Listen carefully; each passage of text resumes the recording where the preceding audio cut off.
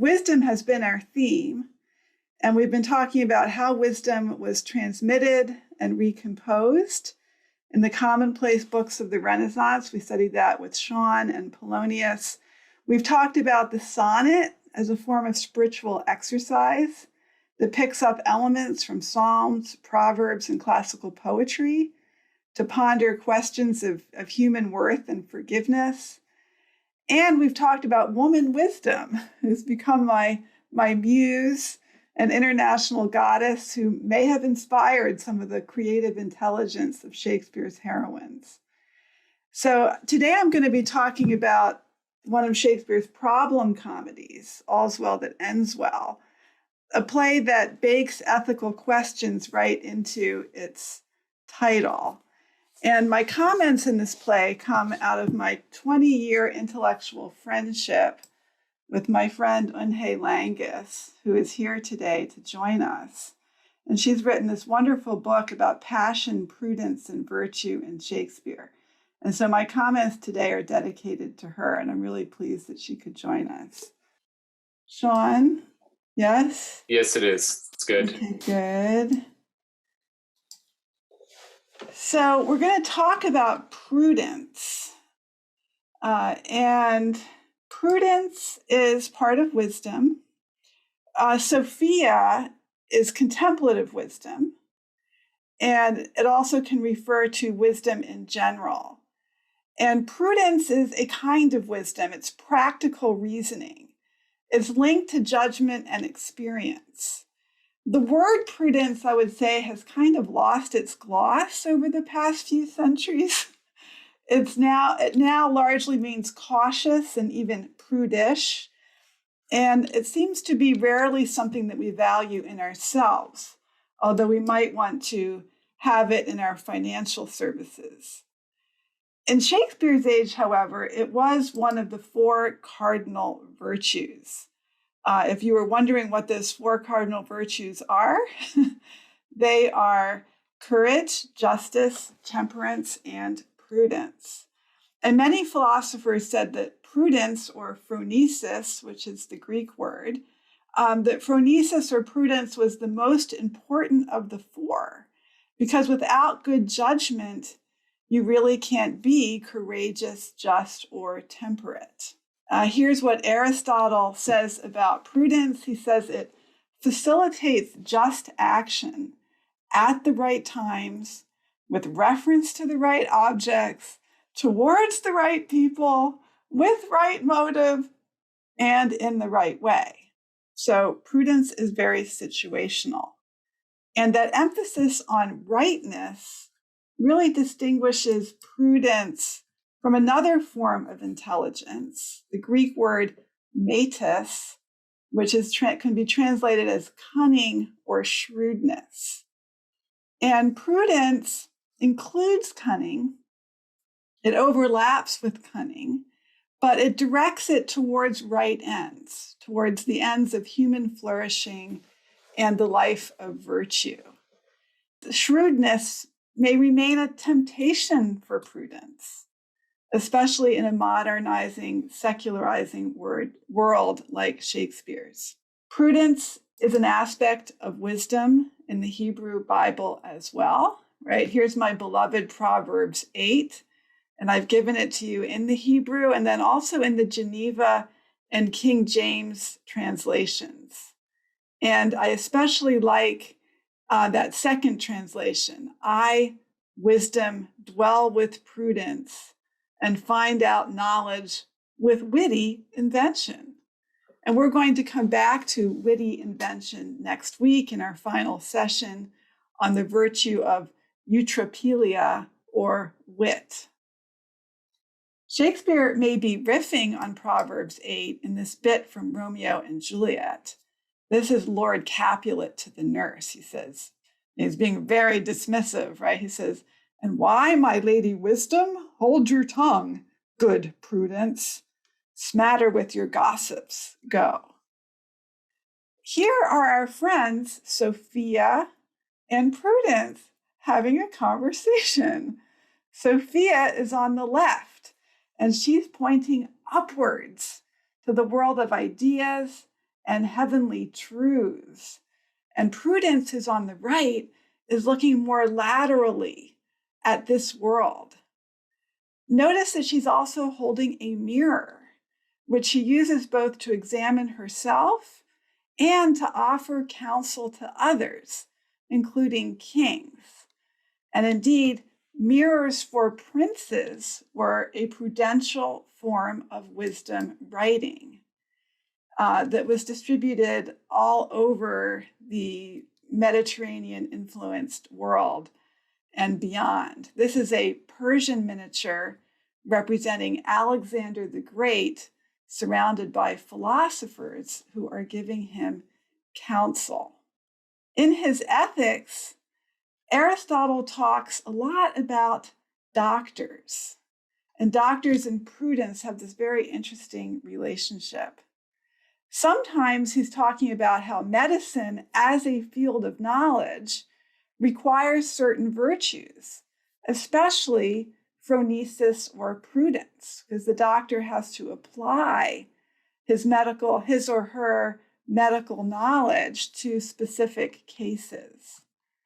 And other times, Aristotle is really comparing the philosopher to a doctor who uses different techniques to treat the illnesses of the soul, philosophy as a kind of therapy. And we will see medical prudence actually coming up a lot in Shakespeare's play, All's Well That Ends Well. And so that takes us to Shakespeare. And All's Well That Ends Well can really be considered, in my view, Shakespeare's prudence play. Maybe it's too much to say that Helena, his young heroine, is an allegory of prudence, but there are times when she does seem to veer that way. Like many allegories, she's a woman. She's also, surprisingly enough, a doctor. She's the daughter of a court physician, and her father has taught her his science, and she uses this medical knowledge to cure the king. We could also say that she is a doctor of the soul, a therapist of desire, insofar as she tries to lead others to virtue, including the King of France, her patient, and Bertram, her reluctant spouse. And really, this whole play is about women and wisdom. There are 4 women from 2 generations who work together to protect each other's integrity and to care for the moral life of others. To do so, they must exercise knowledge, skill, and judgment, that is, prudence. Practical wisdom is what allows them to survive and flourish in a world in which opportunities for action are unequally shared among classes and genders. And I call this distribution of virtue opportunities, this uneven distribution of virtue opportunities, a virtue ecology. This is also a world in which the dissimulations and variability of social life often lead to ethically ambiguous actions in support of ethical ends. Hence the title, All's Well That Ends Well, or not? That is the question. And indeed, this is not a play that everyone loves, often because they don't like this character, Helena. This is All's Well in the folio of 1623. The play was probably written by Shakespeare around 1605, maybe even 1606. The play opens in high wisdom mode. The Countess Roussillon has lost her husband. Her son Bertram is now a ward of the king, and he's going off to Paris to begin his courtly education. The king is ill. He's languishing from a fistula that no one can treat. And there's a general mood of death and disease hanging over the play. Like another parent that you've met, She blesses her son with parting advice. And I would love to have a volunteer. Be thou blessed, Bertram, and succeed thy father in manners as in shape. Thy blood and virtue contend for empire in thee, and thy goodness share with thy birthright. Love all, trust a few, do wrong to none. Be able for thine enemy rather in power than use, and keep thy friend under thy own life's key. Be checked for silence, but never taxed for speech. What heaven more will that thee may furnish, and my prayers plucked down fall on thy head. Farewell. My lord is an unseasoned courtier. Good my lord, advise him. So I assume that you can hear the echoes here of Polonius in Hamlet. This is a mother blessing her son before his journey for an educational sojourn. Like Polonius, she speaks in proverbs, although she uses considerably fewer. And she frames this wisdom in the language of benediction, right? She says, "Be thou blessed." And of course, the title of the play is also a proverb. So we have this continued engagement with proverbs and proverbial wisdom in All's Well. Also present here is Helena. She is the daughter of another man recently dead, namely the family doctor. And so Helena is a middle-class girl who has grown up in a noble household and has been like a sister to young Bertram. Now of age, she has fallen in love with him. And she knows that he is out of her reach socially. And in fact, he's going to spurn her for that very reason. And so she's very torn up by his departure and also by her love for him. And alone on stage, she delivers her first soliloquy. We're going to just see a tiny bit of this. "'Twere all one that I should love a bright, particular star and think to wed it, he is so above me. In his bright radiance and collateral light must I be comforted. Not in his sphere, though ambition in my love thus plagues it." So Bertram is in his own social orbit. He's a bright, particular star, right? He's in the nobility. And she must satisfy herself by simply living quietly in the light that he casts. But can she? The word ambition there is a phronesis word. It's a prudential word.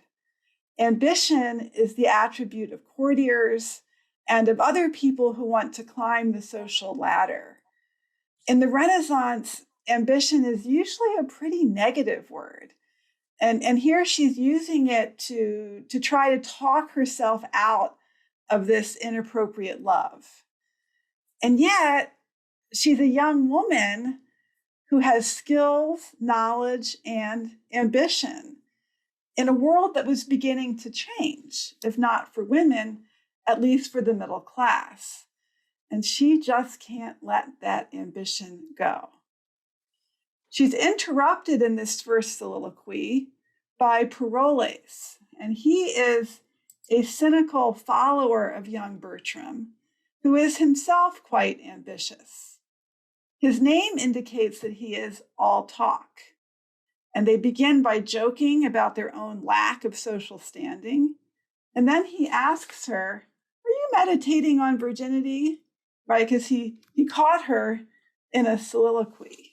A soliloquy is a kind of meditation. And she says, yes. And so they start joking rather inappropriately about virginity. And this leads her to ask a question, which becomes kind of governing for the play.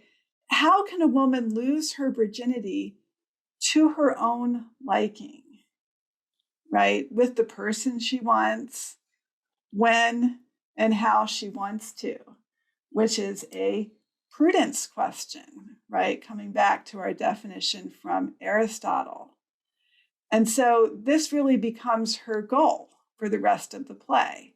to lose her virginity, using every prudential skill in her toolkit to do so, in order to get that act as right as possible within ethically problematic circumstances. Parolles leaves, and she resumes her meditation. She delivers a second soliloquy, and Maya Smoot is going to read this passage for us. Our remedies oft in ourselves do lie, which we ascribe to heaven. The fated sky gives us free scope, only doth backward pull our slow designs when we ourselves are dull. What power is it which mounts my love so high that makes me see and cannot feed mine eye? The mightiest space in fortune nature brings to join like likes and kiss like native things.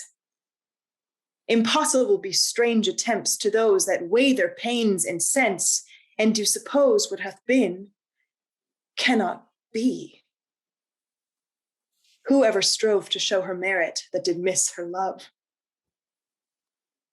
The king's disease, my project may deceive me, but my intents are fixed and will not leave me. Thank you, Maya. That was lovely. So this is the soliloquy, her second soliloquy, although in a sense it's the second half of a soliloquy that was interrupted. And there's a couple of things to notice here. At least one of you wrote to me and said it's 14 lines long. And that does make it like a soliloquy. Like a sonnet.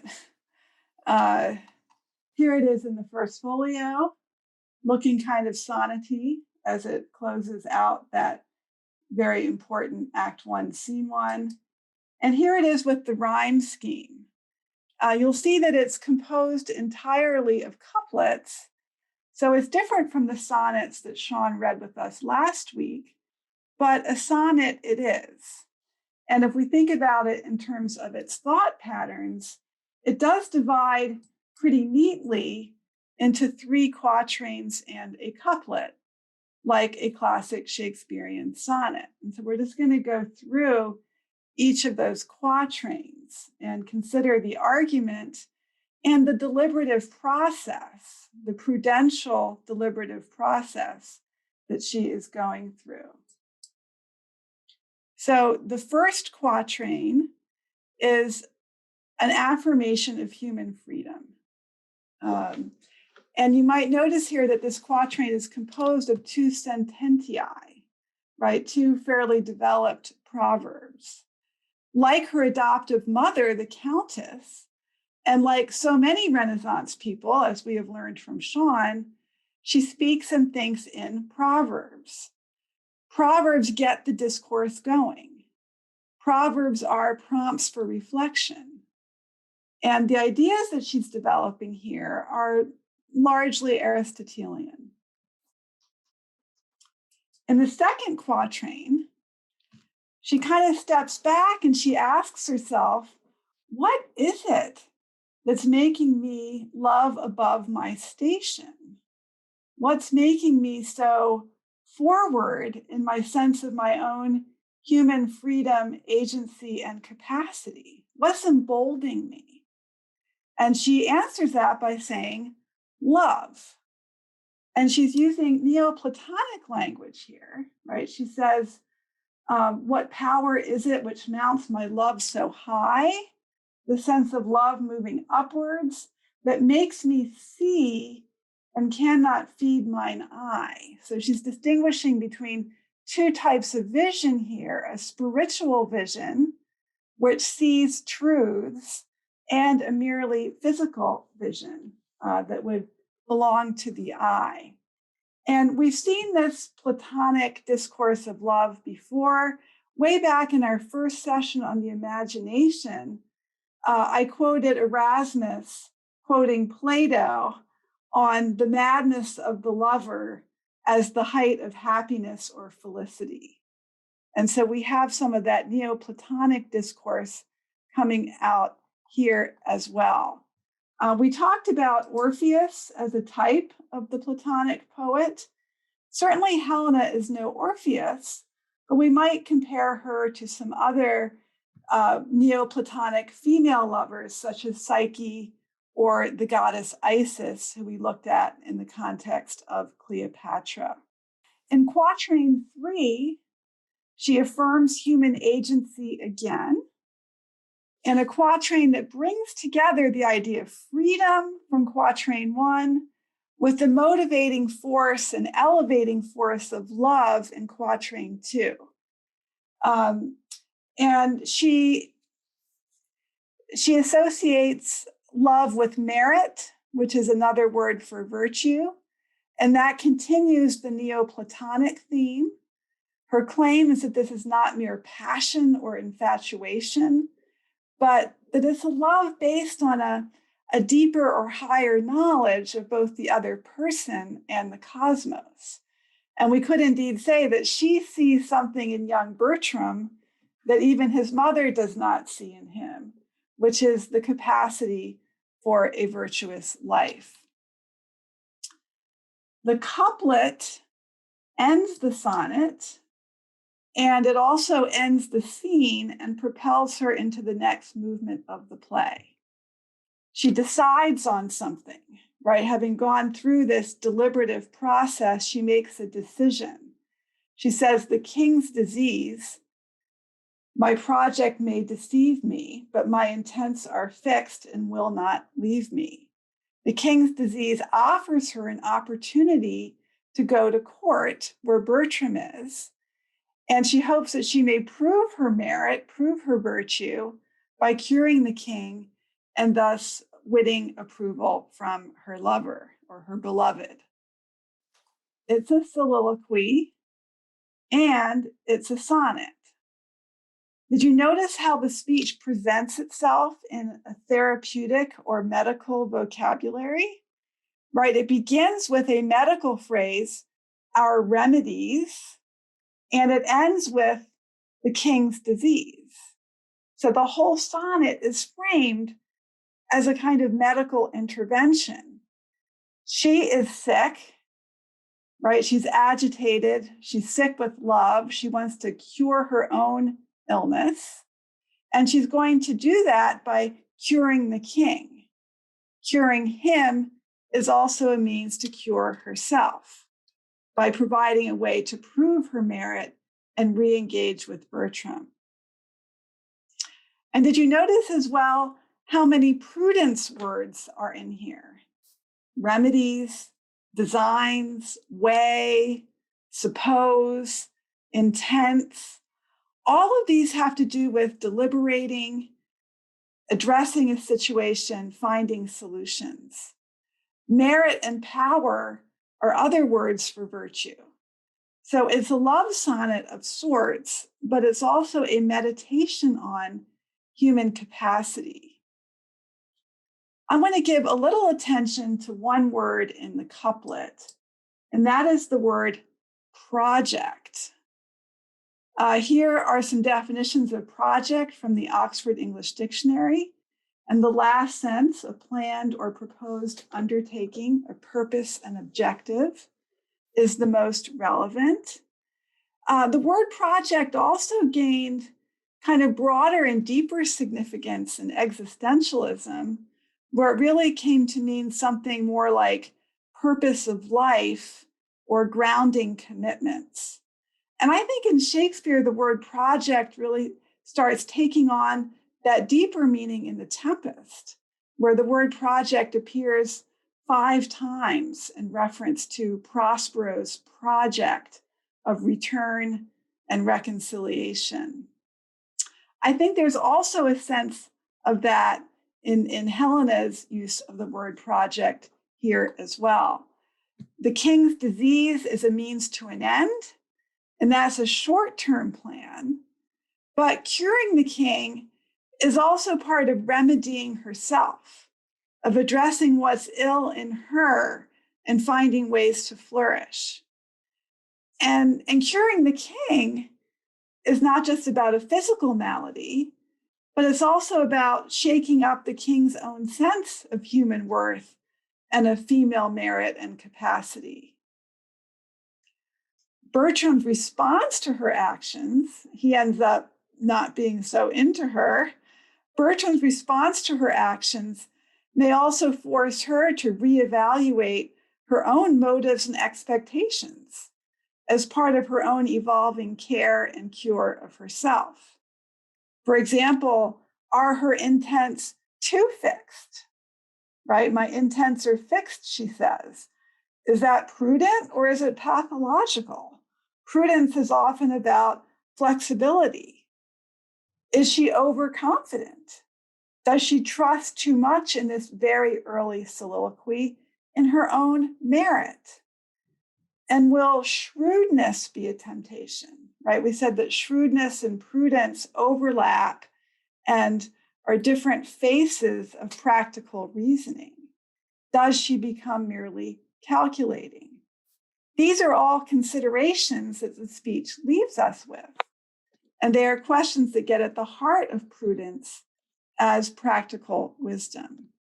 Look carefully at how the couplet is typeset in the folio. This really struck me when I pulled up this page. The king's disease is in parentheses. And I couldn't help wondering why Shakespeare, or Shakespeare's typesetter, decided to put this phrase in parentheses. So here's what I came up with. It's almost as if the speech were a customizable spiritual exercise. And we, as readers of the folio, are being asked to come up with our own remedy to treat what is ailing us. And conveniently, it's 2 iambs, 2 feet of iambic pentameter that are filled in by the king's disease. So I tried just coming up with a few of my own. Befriend my books, which we've talked about in the context of Erasmus and others. Read with others, which is a trochee and an iamb. And that's what we've been doing in these 7 weeks together.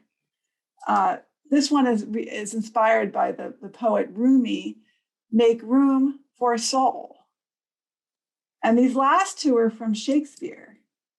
Do harm to none. That's from the Countess Roussillon's speech. And this one is from King Lear, Speak What We Feel. So I thought that was a kind of an interesting invitation, the parenthetical, the king's disease. And I don't think I would have noticed it as an invitation to recast the soliloquy as spiritual exercise if I hadn't been studying with you and Sean for the last 7 weeks. If Sean hadn't brought out the philosophical dimensions of the sonnets and the meditative capacities of Proverbs. So I'm going to, and Prudence. So Jane has a question immediately. Are there other plays in the folio with parentheticals? Certainly. Shakespeare uses parentheses, or the typesetter of Shakespeare uses parentheses a lot. And but it's a little unusual at the beginning of a sentence like that to have the sort of set off phrase. So that really intrigued me. We may have a textual scholar somewhere in the room. Katie O'Hare or Michael Warren, are you here? Do you have any thoughts about parentheses in early modern printing of drama? I'm certainly not suggesting that, Katie says she's thinking about it. I'm certainly not suggesting this is the intention of the typesetter. It's less programmatic than if you think back to Sean's commentary on the first quarto of Polonius's speech. There, the typesetter actually added quotation marks around all of those proverbs, inviting us to actually write them down in our own commonplace books. And this is a little different. I think it's more casual. It's not, I think, at the level of a direction. It's more of an invitation. And it's not so much to write down the phrase as to perhaps substitute, I think it's cool. Let's see. Vivian has a comment about this. Vivian, do you want to make that comment out loud? Well, I think the way that you've been reading it, I don't have a comment on the parentheticals unless they are scare quotes. The equivalent of that, I don't really know. But I think your discussion makes the play much more interesting to me, because I don't mean it wasn't interesting last year, naturally, granted, but it makes it more interesting because it makes it real to her that the king might die. She has no way to know. Medicine in those days, which we know was much, one reason why she's lower in rank is not just that she's a professional, but doctors, more or less like barbers, at least in the 17th century, he could die. But whether or not he dies, she still has this. So it distinguishes the two levels in a way that makes her not overconfident, to me. That's great. Realistic. And she does, and this speech is very secular, right? She says that we have human freedom, and we are not really, there's really no check on what we can do. She's not, and that's a very merit-based account of human autonomy. It's not the case that remains the only account in the play, because she will make room for grace and for the possibility of a higher power working through her as a medical practitioner when she addresses the king.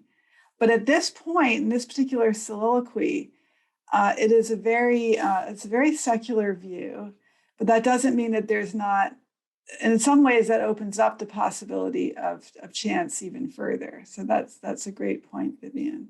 Julia, Charles had a really interesting observation about the form of her speech. He noticed that there are 11 syllables in the final couplet, which makes those, metricians call those feminine endings. So do you have any thoughts about why she adds a syllable to both of the final lines of her speech? Yeah, and they're complicated rhymes too, right? It's deceive me and leave me. Yeah. So the rhymes stretch over those two phrases. Feminine endings are common, and certainly in blank verse for Shakespeare. How common are they in rhyming verse? Those of you who know more than I about metrics and scansion.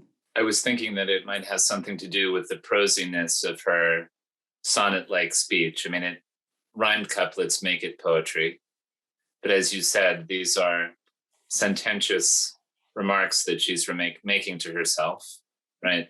And so therefore the speech is really caught between the sort of two different forms that he works in so well, prose and verse. And I just wonder if that's part of it, that she's such a plain speaking character at this moment, even in the midst of her desire for Bertram, right?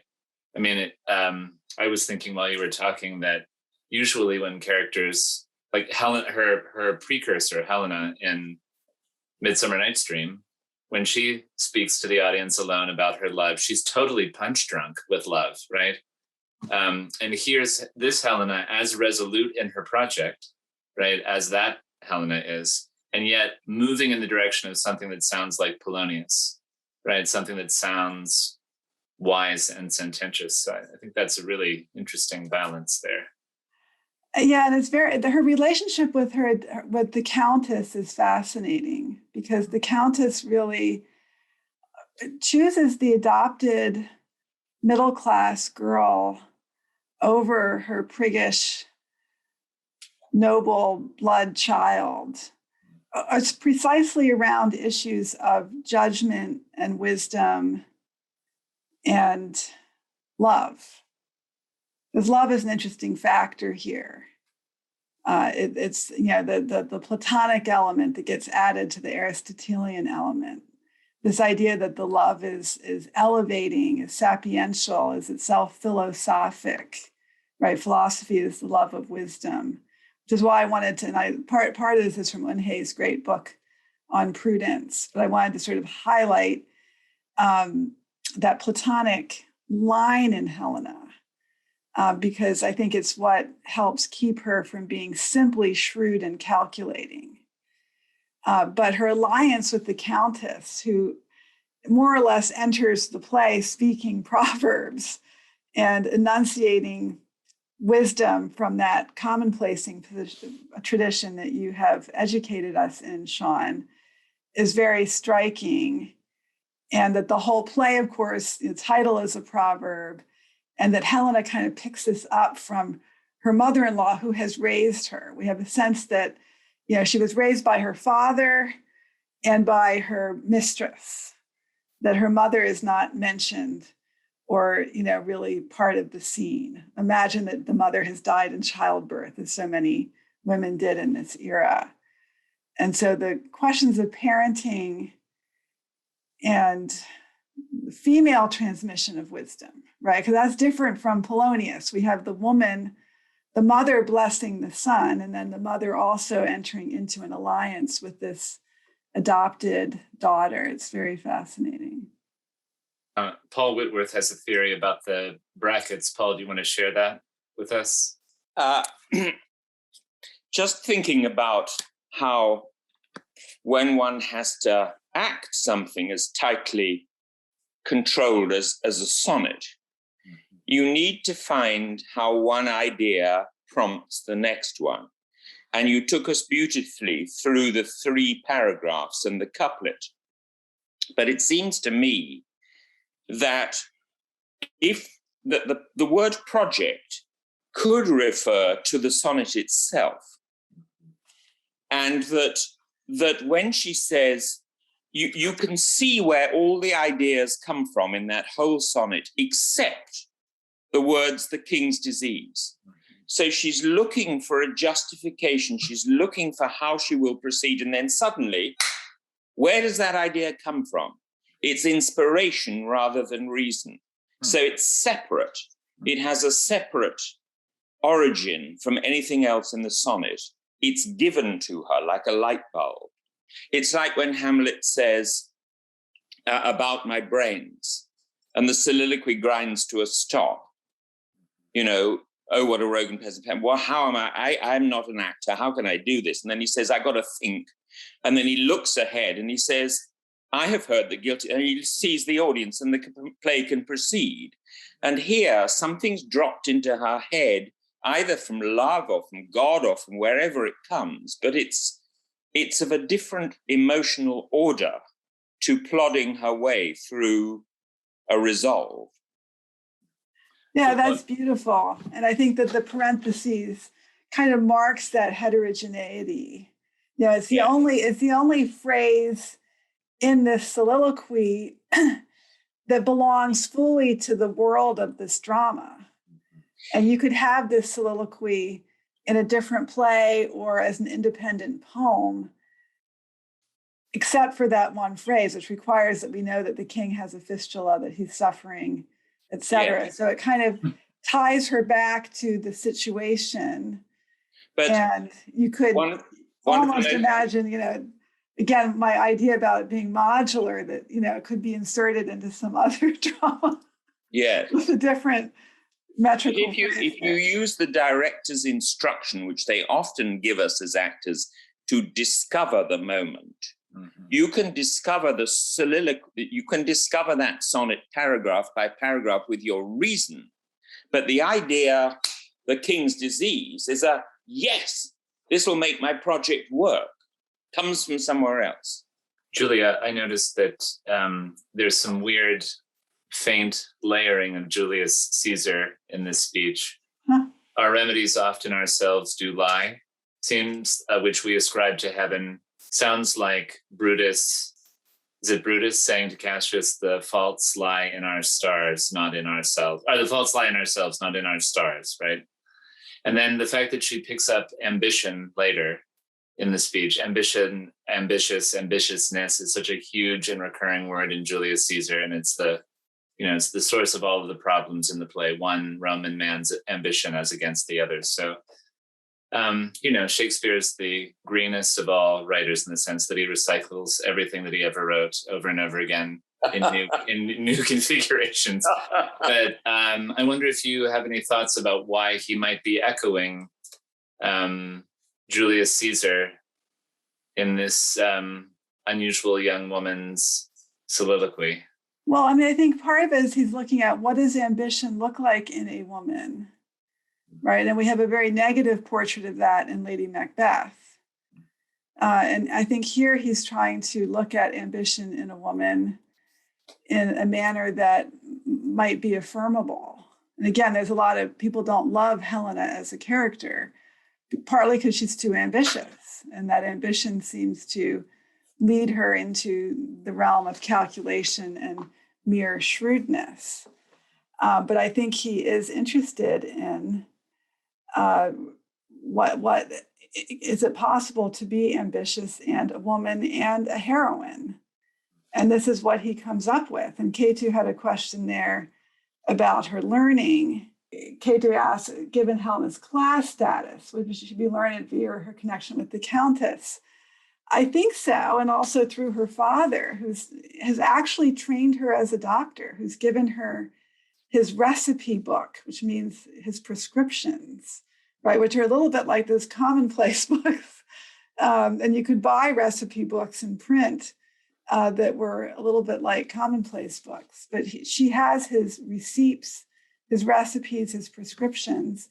So she's been educated by the father.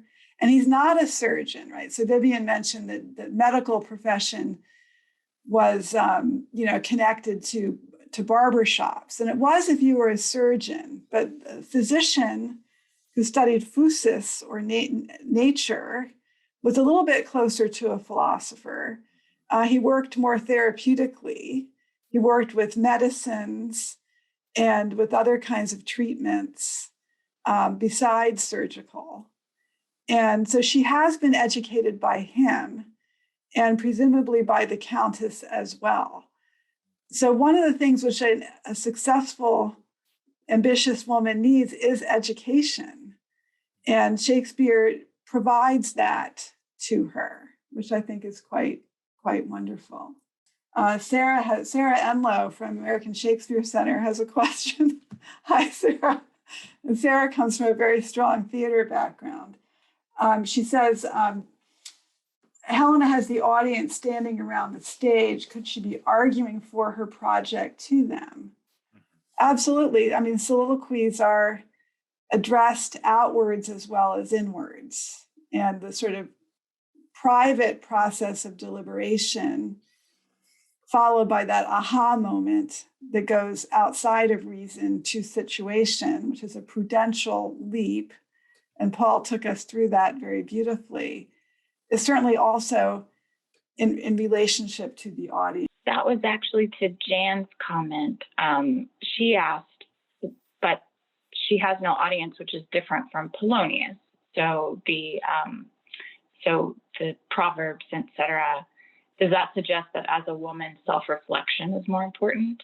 And I see Helena actually making her case. That would be, I guess, the way that I would play it, perhaps. But I do also find the conversation around the rhyming of the me's to be fascinating as she's ending her monologue with the focus on her. And so that makes me think that there's an argument that she's making. So that me is a feminine or weak ending, but it's also herself. And so it's not so weak. I love that. Women and reflection. I didn't see Jan's comment there's so many comments, it's hard to keep up with them. But women and meditation, women and reflection, certain types of private writing is where women did make their mark in the Renaissance, right? So they translated Psalms. They wrote down recipes, which were medical as well as culinary. They had commonplace books. Some of these were manuscript, most of these were manuscript books. Some of them were actually published in print, but even the manuscript books still had a public. They were handed down to their daughters. They were passed around among women friends. Scholars talk about this as the coterie culture, the sharing of manuscripts among friendship groups and kinship groups that does not look like publishing in a modern sense, but was still a form of publicity. So it can be both private and public. It can be both written and oral. It can be both a deliberative internal process and something addressed to the audience gathered in the globe. And Howard has a question here about the king's disease. And this is very interesting to me. I've written a little bit about this in the context of All's Well That Ends Well. The idea of the king's disease is that the king, the monarchs of England, could magically cure people who are sick with I think it's a skin disease called scrofula. And scrofula does sound a little bit like fistula. So those two words must be kind of, from a metrical and a funny sounding medical way are resonating for Shakespeare. And he's substituting scrofula with fistula, and he's shifting the curative power from the king to the middle-class female doctor. And so, this play can be read in many ways as about bourgeoisification, about the rise of the middle class, the rise of the professional classes, the rise of new and better forms of medicine, and the forms of education that were required to test and share those new forms of medicine, with interesting implications for female healers who got kind of shut out of that process. So Shakespeare's looking at a very curious moment where a woman is benefiting from the bourgeoisification of medicine, but will eventually be shut out of it as men take over professional medical practice in the 17th century. So I see the fistula as a kind of counter scrofula, where it's the king who is sick and healed rather than the king who is healing those who are sick. And as part of the play's commentary on the shifting relationships of power and sovereignty that are happening in the 17th century. With the aid of my 1936 Webster's Collegiate Dictionary, scrofula is a tubercular condition, enlargement and degeneration of the lymphatic glands. But interestingly enough, at the very end, it shows its nickname as being the king's evil.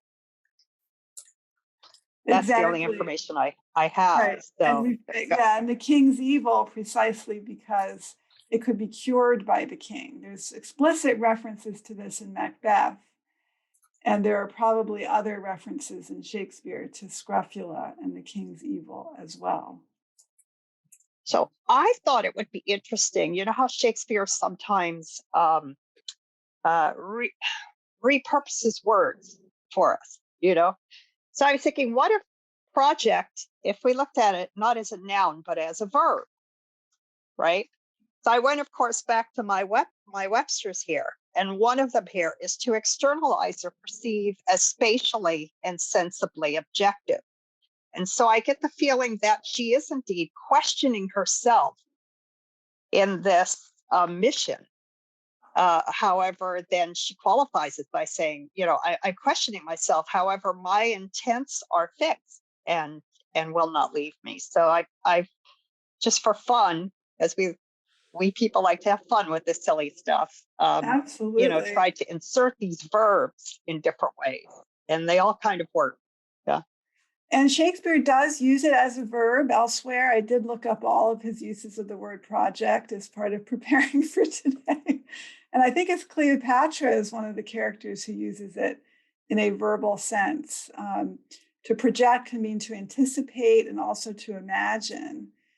And that's certainly part of the noun sense as well, is that a project is something that you are embarked upon, but it's sending you into the future. And this very much sends the play into its future. This is the very end of Act 1, Scene 1, and it sets up the next movement of the play's action. And I also found some wonderful images of allegories of Prudence in which she has two faces. Sometimes she has three faces. Two faces because she's looking back and forward.